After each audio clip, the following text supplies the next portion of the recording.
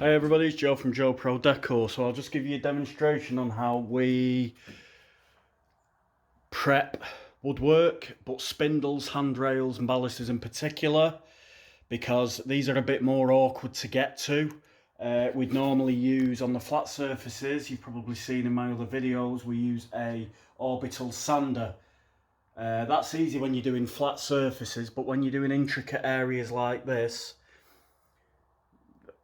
there's no point. I mean, you can only get a little bit of the pad on, you've not really got much control. So what we tend to use, so there's two different scenarios really. So if it's old oil like this is, and we are going over with a water-based coating, it needs a really, really good sanding. So I'll give you a demonstration. So we'd have a pad like this, a sanding pad. I think this is about 60 grit, so this is what I would start off with. Now the 60 grit on this will last a lot less time than say the 60 grit on this sort of sandpaper. These pretty much deteriorate pretty quickly, but so they don't act as a 60 grit in my opinion. They quickly wear down and they're like the equivalent of a 120 grit after a few rubs. So what we do is, each spindle, now this is a time consuming job, but it must be done. It is so important that you key and scratch all the woodwork that you're going to be painting. Otherwise your paint will not stick, it won't adhere correctly or sufficiently. So, starting at the top, and you can, this is what's good about these, you can wrap these around. So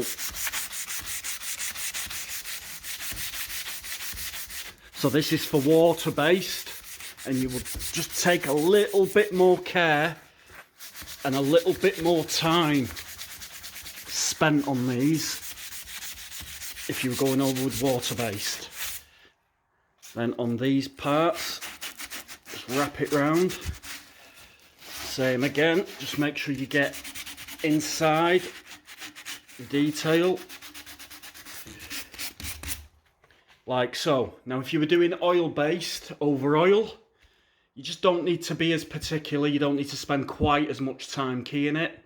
Obviously because you're going over with an oil based product, and that will adhere fine as long as you do scratch it. So just an example on what I'd do if I was doing oil based.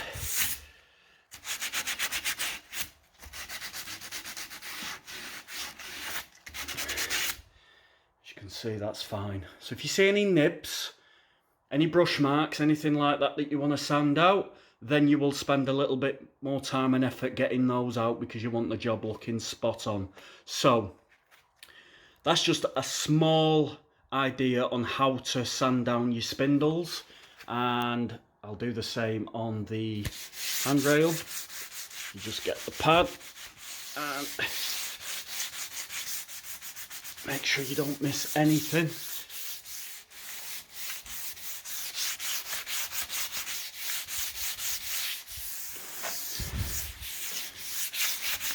And what you can do is you can just feel the surface after you're done. See if there's any nibs on there.